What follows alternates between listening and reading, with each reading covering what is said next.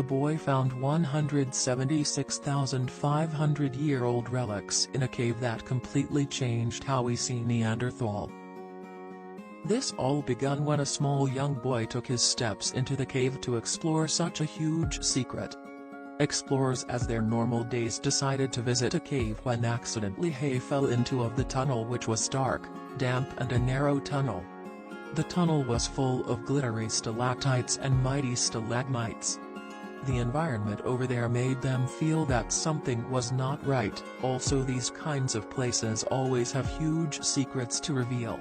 A 15-year-old boy named Bruno Kowalsczewski tagged along with his father, detected breeze which was emerging from the rocks in the Aveyron Valley in the south of France, which didn't bother him much, but the little boy became a little too intrigued and started digging rocks, and it took him 3 years to clean the rubble. He remained positive, hoping one day he could reveal the secret of the breeze. In February 1990, he had succeeded in his task by digging a passage which was almost 100 feet long. Soon members of SIC and archaeologists were the first one to step in the tunnel to explore further to what lay beyond.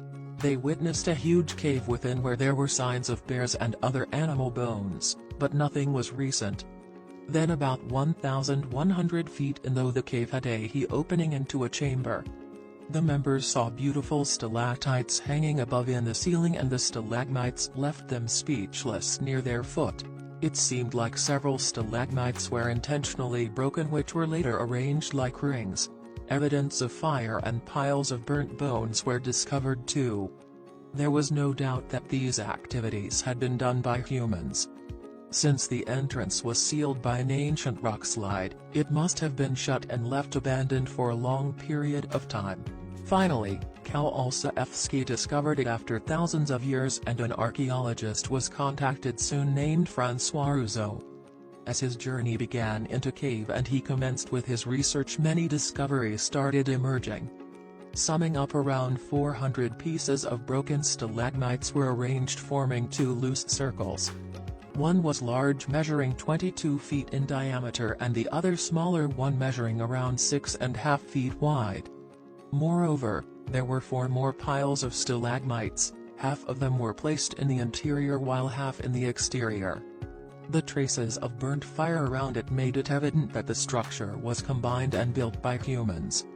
But this was just the beginning of the secrets that were getting revealed. Rousseau had decided to send a burnt bear bone to lab for further discovery, and the results left everyone in great astonishment. By the method of carbon dating, it was found that the bone was 47,600 years old, which automatically made the stalagmites pieces far more ancient than any cave art. Yet still, the most incredible discovery was waiting to get announced. The discovery also indicated that this couldn't have been done by Homo sapiens, but by the people that resided even before them in the south of France, Neanderthals. Sadly, Rousseau didn't survive further to see complete his research. He suffered from a cardiac arrest, and the mission was neglected and put on hold for long, until recently, when Dr. Sophie Verheiden, a paleoclimatologist from the Royal Belgian Institute, decided to take a trip in the same region. She had an idea about the stalagmites research done previously and was intrigued. To continue the mission, she called upon experts and assembled a team. Jacques Joubert, a stalagmite expert, and Dominique Gendy, an archaeologist, joined her soon. They began the research in 2013. They started with extracting from the stalagmite stumps instead of going further with the bone research. They measured the uranium content present in them before and after the break. The team could accurately tell when each stalagmite had been snapped for construction. The conclusion came down to 176,500 years old. When I announced the age to Jacques, he asked me to repeat it because it was so incredible, says Verheiden. This made it clear that this was a work of people named Neanderthals, as there was no other hominin in that region at that time. Why was these structures built? What was the cause and purpose behind it? When you see such a structure so far into the cave, you think of something cultural or religious, but that's not proven, said Verheiden.